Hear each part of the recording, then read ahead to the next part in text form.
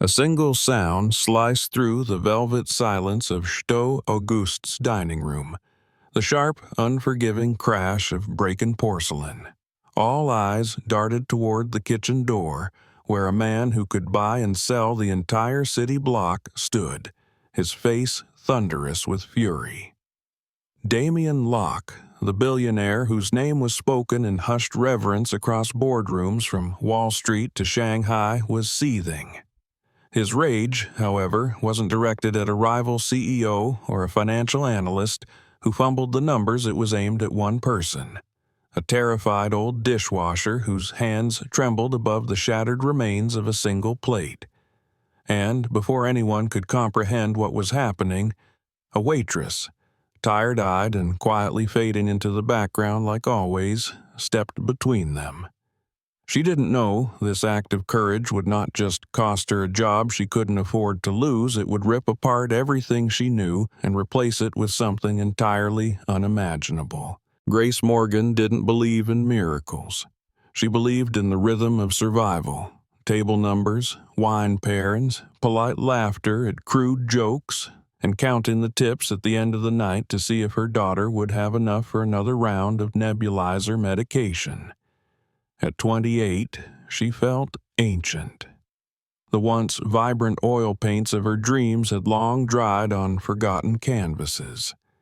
She had deferred her art school scholarship when her daughter, Ivy, was diagnosed with a rare chronic lung condition that suffocated her tiny lungs like a ghost.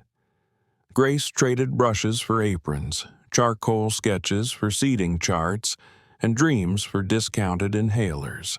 She moved with the precision of someone who had learned not to spill, not to stumble, not to stand out. Her uniform, a starched black dress, apron crisp as a business contract, was her armor. But underneath, she was crumbling.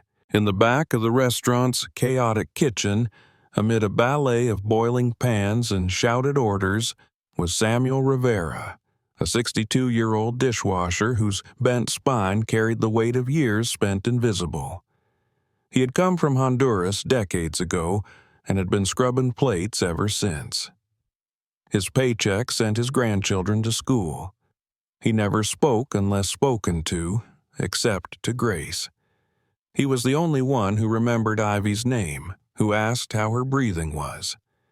He'd sneak her leftover cookies from the pastry station and whisper, "For Ivy," in his accented English, eyes soft with quiet concern. That night, the pressure in the kitchen was near boiling. A celebrity couple was dining in private. A finance bro table was on their fifth bottle of Dom. Mr. Whitmore, the restaurant's meticulous manager, was pacing near the pass like a hunting hawk. Samuel, exhausted, moved a bit slower than usual. As he lifted a stack of plates, one slid free, wobbled in the air like a teetering decision, and shattered across the tile floor. It was just a plate, $12 wholesale. But that was when Damien Locke pushed through the kitchen doors. A force of wealth and wrath in tailored Armani, he was searching for anything to exert dominance over. His day had gone disastrously. A high-profile deal in Singapore had collapsed due to betrayal by his own CFO. Billions were lost. His ego bruised. His name splashed across headlines. He needed control, needed someone to remind that he was still a god among mortals. And there was Samuel Rivera, crouched over ceramic shards like some criminal caught red-handed. "What is the meaning of this?" Damien's voice didn't rise, but it cut through the kitchen like a blade. Everyone froze. Samuel stammered, I'm sorry, sir. It slipped." Damien stepped closer, towering, his voice laced with contempt. "It slipped. That's your explanation? Do you have any idea what it costs to run a place like this? The margins? The expectations?" His words were barbed, his tone surgical. Samuel didn't respond. He just bent lower, face flushed with shame. The humiliation was thick enough to choke on. That was when Grace stepped into the room, tray of empty glasses in hand. She wasn't planning on being a hero, she just needed to drop off glassware. But what she saw stopped her cold. Samuel, the man who had offered her daughter cookies, was being eviscerated by one of the most powerful men in the city. Grace had seen men like Damien in tabloids, on business magazine covers. His presence in that kitchen was surreal. Everything in her told her to walk away. This wasn't her fight. She had Ivy. She had bills, rent, medication. But as she looked at Samuel's trembling hands and tear-glossed eyes, something cracked inside her, something that still remembered how to paint in color. She put the tray down. "Sir," she said quietly. Damien turned. His gaze locked onto her like a sniper's scope. "Who are you?" "Grace Morgan. I'm a waitress here." She swallowed. He apologized. It was a mistake. Damien's smirk was venomous. Mistakes have consequences. "He's not a mistake. He's Samuel. He's a person, not a line item." The silence in the kitchen was suffocating. The line cooks refused to look up. The sous chef stared into the boiling pot like it held salvation. "Respect," she said, "isn't just for the rich. It's for people who show up every day and do their job without applause." Damien's eyes narrowed. "You should be more worried about your own job." She could feel Mr. Whitmore's fury behind her like a furnace. She was signing her own termination notice with every word. But then she saw Samuel rise to his feet, eyes full of something like reverence, and she couldn't back down. "I am worried. That's why I'm speaking. This isn't about a plate. This is about dignity." For a second, something flickered in Damien's expression. Surprise, uncertainty, maybe even shame. Without another word, he turned and walked out, brushing past Mr. Whitmore, who stormed in just as Grace's knees began to shake. She knew she was done. Her job was gone. Ivy's treatment was in jeopardy. The apartment, the prescriptions, all of it. Mr. Whitmore's eyes were livid. "My office, now!" Grace followed him through the narrow hallway to a pristine office that smelled like lavender and lies. "Do you know what you've done?" he hissed. "I defended Samuel. You lectured Damien Locke. Do you have any idea who that man is? He could buy this place 10 times over and bulldoze it into a dog park." Grace didn't respond. Her throat was tight. "You're lucky I don't fire you right now," Whitmore spat. But he didn't. "Finish your shift. We'll talk tomorrow." Confused, rattled, Grace returned to the floor. No one met her eyes. No one spoke. Except Samuel, who caught her as she left. He pressed her hand into his calloused one. "Thank you," he said, eyes shining. "No one has ever done that for me." That night, in a penthouse high above Central Park, Damien Locke poured a glass of single malt scotch and replayed it all, not the broken plate, not the humiliation, but the moment a woman with nothing had dared to speak to him like he was just a man. And for the first time in years, Damien Locke didn't feel like a god. He felt small, human, curious, and utterly, inexplicably moved. The morning after Grace stood between power and kindness, she walked to Chateau Auguste with dread clawing at her ribs, a resignation letter folded in her purse like a white flag. She arrived early, her hands cold, her thoughts a loop of worst-case scenarios. If Mr. Whitmore didn't fire her outright, she'd quit before he could.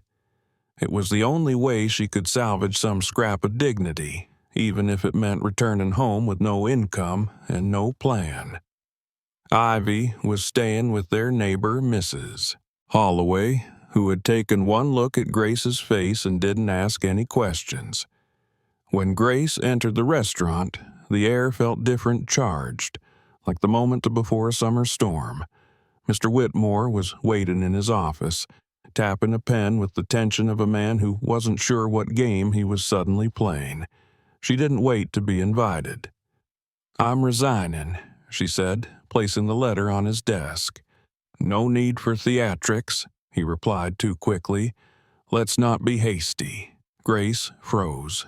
This was not the man from last night, the one who'd practically spat fire when she spoke up. This was a man deferring, even placating. "Your job is safe," he continued, adjusting his tie in a gesture that betrayed unease. "Corporate's reviewing some things, standard procedure, and they feel it would look bad to have staffing changes right now." "Corporate?" Grace repeated, suspicion eclipsing relief. "Since when does corporate care about a waitress, Mr.?" Whitmore offered a tight smile that didn't touch his eyes. "Let's just forget the whole thing happened, shall we?" Grace left his office bewildered. Something had shifted, but she didn't know what. Her job, her livelihood had been miraculously spared, but the explanation felt brittle and false. She worked her shift in a fog, noticing sideways glances from her coworkers, the curious murmurs that ceased whenever she approached. No one said it aloud, but everyone knew something had changed. The question was what? She was serving a table of lawyers discussing mergers when the hostess approached, a cordless phone in her hand. "Grace, front desk line 1, she said, her tone neutral, unreadable. Grace's heart dropped. Ivy. Something had happened.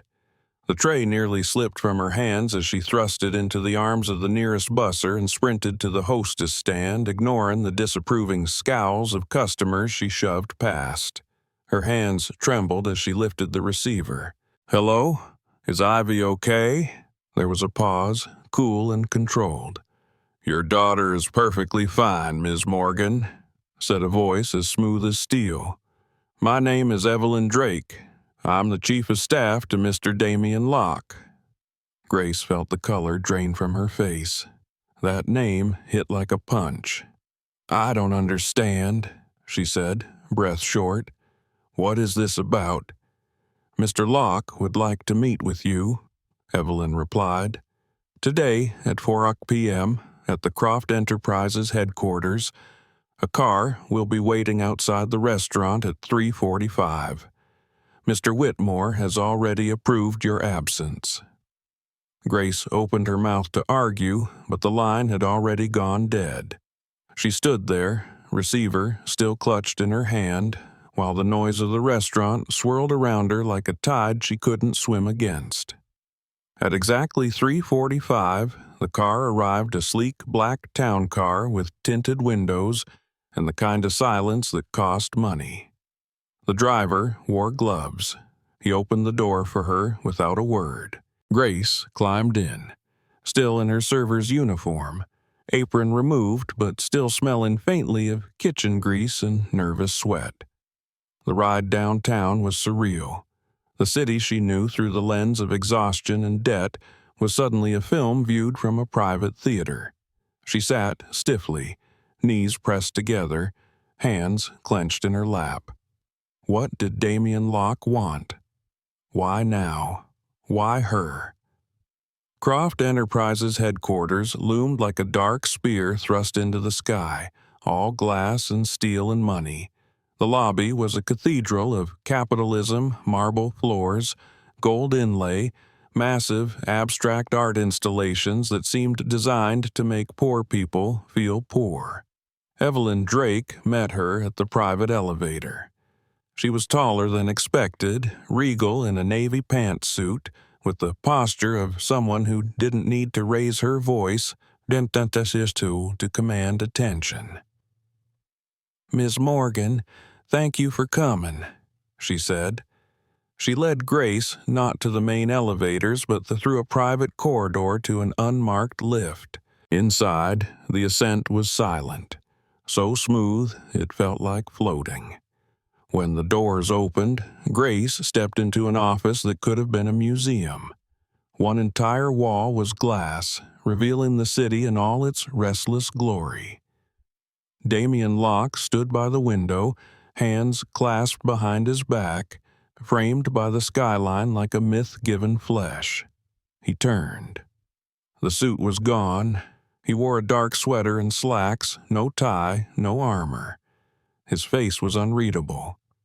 "Ms. Morgan," he said, "thank you for coming." He gestured to one of two chairs facing the window. Not the desk, not the power position. She didn't sit. She folded her arms. "If this is about the restaurant, I want you to know I meant every word." He nodded slowly. "Good. That's why you're here." He walked to his desk, picked up a black envelope, and held it out. "This is for you." Grace hesitated, then took it. Her name was printed on the front in silver ink. Inside, nestled in velvet, was a card. Not plastic. Titanium. Black. Smooth. Solid. No numbers. Just a chip and his name. Recognition dawned. She had read about these in passing urban legend cards for the ultra-elite. The black card. "This is a joke," she said. "I don't joke about money," he replied. "It's active. No preset spending limit." "Why?" she demanded, the card heavy in her hand. "Because this isn't charity," he said. "It's a job offer." He turned to the window again, speaking not to her, but to the city beyond. "I've built an empire, expanded it, profited, but in the process, I became someone else. You reminded me of a man I used to admire, my father. He believed in people, in integrity. I forgot that. You didn't." He turned to face her. "You stood up when no one else did. I want you to run something for me, a new foundation, the Locke Initiative.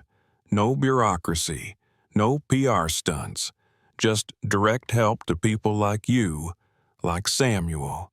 I want you to lead it." Grace blinked. "I'm a waitress." "No," he said firmly.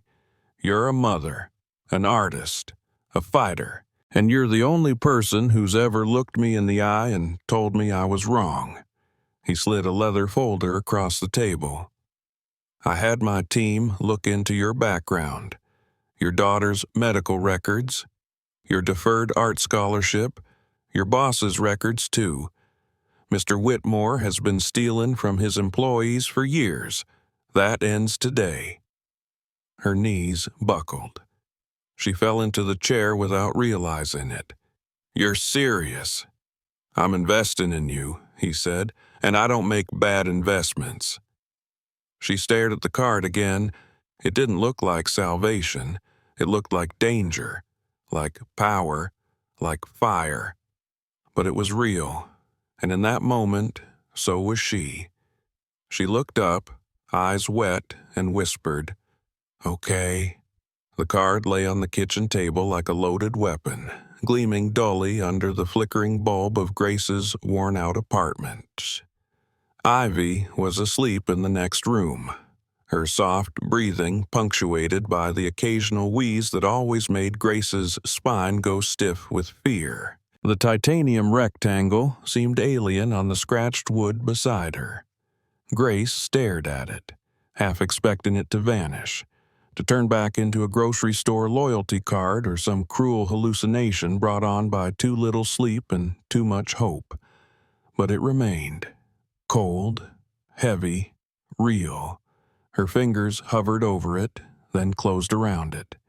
She took a breath, not shallow, not frantic, a real breath. Then she dialed. Not a friend, not a hospital, not Medicaid. She called the National Pulmonary Research Center in Denver, the one she'd only ever read about in medical journals while searching late at night for anything that could buy Ivy more time, more breath, more life. A calm receptionist answered. Grace's voice trembled. "I need to schedule an immediate comprehensive consultation for my daughter Ivy Morgan. She's 9. Chronic pulmonary disease with multiple hospitalizations. I want your best team. No wait-in, no referrals. I'm paying out of pocket." There was a pause, then the sound of rapid typing. "What is your insurance provider?" "I said I'm paying privately," Grace repeated. The words tasted strange and powerful. "Everything, immediately." By the end of the call, the receptionist's voice had shifted to one of crisp deference. Within hours, an entire world Grace had never imagined had mobilized for her. A medical concierge service booked a private flight. A pediatric specialist who had testified before Congress about respiratory reform was reassigned. A nurse with credentials so long they could have filled a scroll called to introduce herself, asked about Ivy's favorite color, and promised to bring coloring books. The next morning, a jet waited at a quiet airstrip in Westchester County. Ivy giggled as she climbed the steps, her little fingers brushing the gold handrails. Her laugh was clear, free, unencumbered. Grace followed, tears pricking her eyes as she looked back one last time at the gray skyline she had fought so long to survive. The cabin smelled like polished wood and lavender. There were soft blankets, hot tea, a real bed. Ivy bounced gently on it, squealing, "Mommy, we're on a plane just for us." Grace smiled. "Yes, baby, just for us." The pilot's voice crackled over the speakers. "We're headed to Denver. Clear skies ahead." The flight took 3 hours, but for Grace, it felt like a century's worth of weight had been left on the runway. At the clinic, a team of doctors met them at the entrance. Not nurses, not assistants. The doctors themselves. Ivy was wheeled in not because she needed it, but because Grace couldn't stop shaking. The lead physician, a tall woman named Dr. Park, took her hand and said, "I've read everything. We're going to do better than manage. We're going to treat." The next 72 hours were a blur of tests, scans, consults, and explanations. Words like gene therapy, targeted regeneration, and lung tissue scaffolding were used. None of it felt real. Then they presented the cost. Grace didn't blink. She reached into her purse and slid the black card across the desk like she had done it 100 times before. Do whatever it takes. While Ivy slept in the recovery wing, Grace was in the private suite, larger than her apartment with floor-to-ceiling windows overlooking the Rockies. The air smelled of pine and possibility. She opened the hotel-provided laptop. There was one person she needed to call. "Samuel," she said as his voice picked up, tired but warm. "Grace," he gasped. "Are you okay? What happened? Did that manager fire you?" "He's gone," she said softly. "A lot has changed." She explained it all, or at least the part he could believe. The offer, the card, the new owner, the opportunity. "They want to make things right, starting with you," she said. "There's a position, day shift logistics. Salary, full benefits, paid vacation. You'll finally be able to go home to see your grandchildren." Silence on the other end. Then a stifled sob. "Why me?" he whispered. "Because you matter, Samuel. Because you always did." When they returned to New York, it wasn't to their old third-floor walk-up with the drafty windows and mold-prone bathroom. The car turned uptown and pulled into a building she had only ever walked past. A modern high-rise overlooking the Hudson River. The concierge greeted them by name. The elevator opened into the apartment itself. Ivy squealed, spinning in the open living room, her voice echoing against glass and marble. The windows stretched wall to wall. Light poured in. Air filters purred quietly in every room. Grace stepped into what would be her bedroom and stopped. In the center of the sunlit space stood a package wrapped in brown paper. Her name was written across the top in elegant script. She unwrapped it with shaking hands. A wooden easel. New. Solid. Beautiful. She ran her fingers across the grain. The smell of sawdust and canvas filled her nose. It wasn't just wood. It was permission. It was revival. The first gift she had accepted in years that didn't feel like debt. She knelt, pressing her forehead against the frame, and let herself cry. Not for loss, but for something she thought she'd buried. Possibility.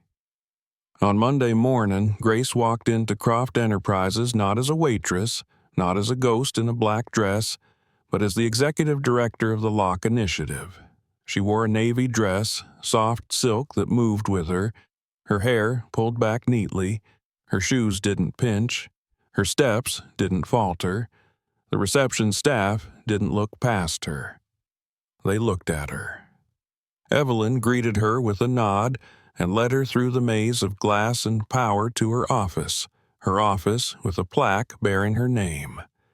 Her desk was oak. The chairs were comfortable. A team waited analysts, social workers, program designers, all hand-picked, all already briefed. Grace took her seat. They looked at her, not with doubt, but with readiness. The day began with a meeting. The topic, a child with leukemia in the Bronx whose insurance had lapsed. The action, full coverage arranged by noon, rent paid through the end of the year, a laptop for the sibling to continue online school. No paperwork, no bureaucracy, just execution. Fast, quiet, revolutionary. After hours, when the lights had dimmed and the halls were empty, Damien knocked once and stepped inside. He didn't speak right away, just stood in the doorway, hands in his pockets, watching her update a spreadsheet. "You know," he said, "the first time I saw you, I thought you were just a waitress." She looked up, calm and certain. "And I thought you were just a tyrant." He smiled. "We were both wrong." He walked to the window, looked out at the city. "You've helped more people in a week than my entire board has in a year." They just needed someone to care, and someone who knows how it feels. She nodded. "It's not empathy if you've never been hungry." He looked at her again, truly looked. "You were never a risk. You were always the return." Grace watched him go, then turned back to her desk.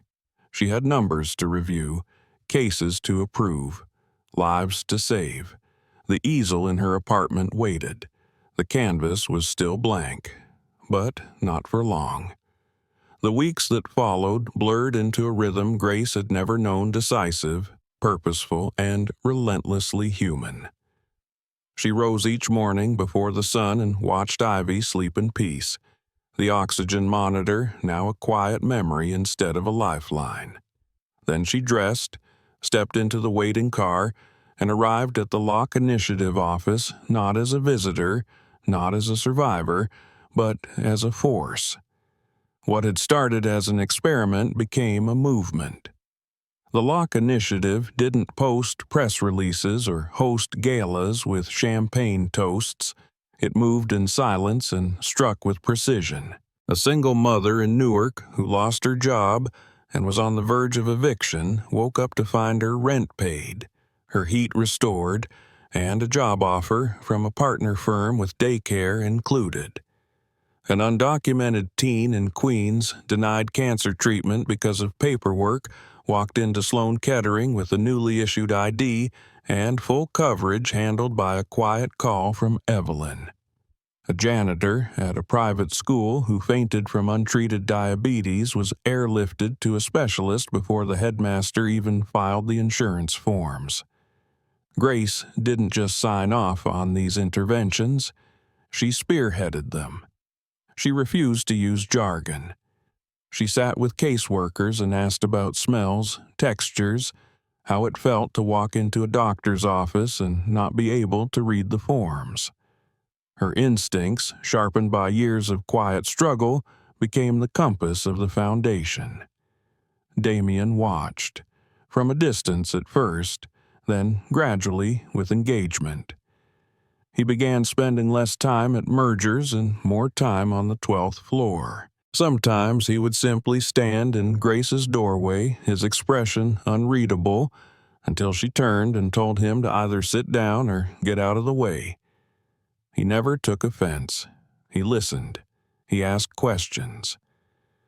One Friday evening, long after the offices had gone dark, he stood by the window in Grace's office, hands in his pockets, his profile silhouetted against the pulsing city below.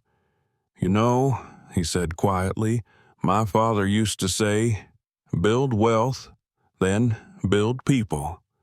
I thought he meant hiring the best, paying bonuses, incentivizing talent, but I think he meant something else."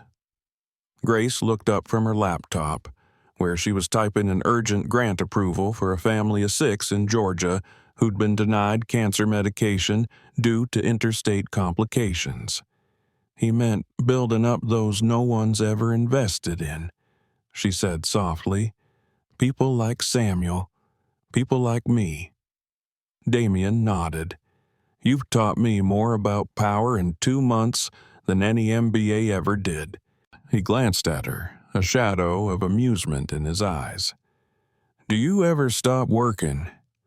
She smiled, the fatigue catching up. "I'm still figuring out how to live when every day doesn't feel like a fight to breathe." He hesitated. "How is Ivy?" "Her lungs are improving. They think with the air quality here and the therapy schedule she'll be off the meds in a year."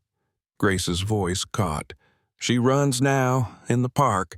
No inhaler, just runs." He didn't respond, just turned back to the window, letting the silence carry weight. On the other side of the glass, the city blinked its millions of lives into the night. And just below, in a modest Harlem apartment, Samuel Rivera sat in his new manager's office, filling out the final paperwork for a travel visa. After 28 years, he would be returning to Honduras for a reunion with the family who had never stopped waiting. That Sunday, Grace took Ivy to the riverfront for a picnic. They sat on a blanket overlooking the water. The sky blushed with the kind of soft gold she used to mix paints to replicate. Ivy drew pictures of animals wearing crowns while Grace watched her daughter laugh without coughing. She had lived so long in scarcity, in fear, that abundance still felt foreign, but it was becoming less so. That evening, they returned home to the apartment that still took her breath away. Ivy went to bed early, clutching her sketch pad. Grace wandered into the sunlit studio room and stood in front of the easel. The canvas was still blank. She had been waiting. For time. For permission. For certainty. But now there was no more waiting. She opened the box of paints she had ordered weeks ago and arranged them on the side tray. Her fingers, tentative at first, selected a brush. She dipped it into the deepest shade of blue she owned and made the first stroke a bold diagonal across the white. It bled slightly, imperfect, alive. Her hand moved again, then again. The image took shape. Not a portrait, not a landscape, but movement, color, defiance. It was breath captured in pigment. It was a painting that didn't apologize. That night, as the city slept, a message arrived in her inbox. From Damien, just 2 lines. "I saw the ledger. We tripled our impact this quarter. The board wants to know your formula." Grace replied without hesitation. "Start with respect. Add urgency. Never wait for permission." The next morning, a news article surfaced quietly on a nonprofit website. The Locke Initiative disrupts traditional philanthropy. Over $42 million directly deployed in 60 days with zero administrative bottleneck. It didn't mention Grace by name. But inside the industry, people were beginning to talk. They said someone new had arrived, someone who refused to play by the old rules. One afternoon, months later, Grace arrived home to find Ivy building a castle out of cereal boxes and paintbrushes. "What is it?" she asked. "It's a hospital for people who don't have insurance," Ivy said seriously. "And the people inside don't have to wait." Grace laughed, then hugged her daughter tightly. The air in the apartment was clean. The kind of clean that didn't smell like bleach, but like possibility.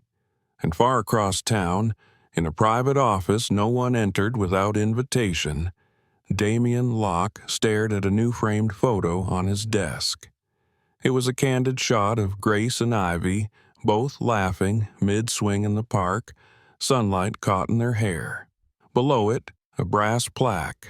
"The best investment is the one that multiplies dignity." The Locke Initiative became a model, then a movement, then a standard. But none of that mattered to Grace more than Ivy's laughter, Samuel's plane ticket home, or the easel now rich with unfinished work. Grace didn't save the world. She just told the truth when it mattered most. And when the world finally listened, she built something better. Not with wealth, but with courage. And it all began with the broken plate.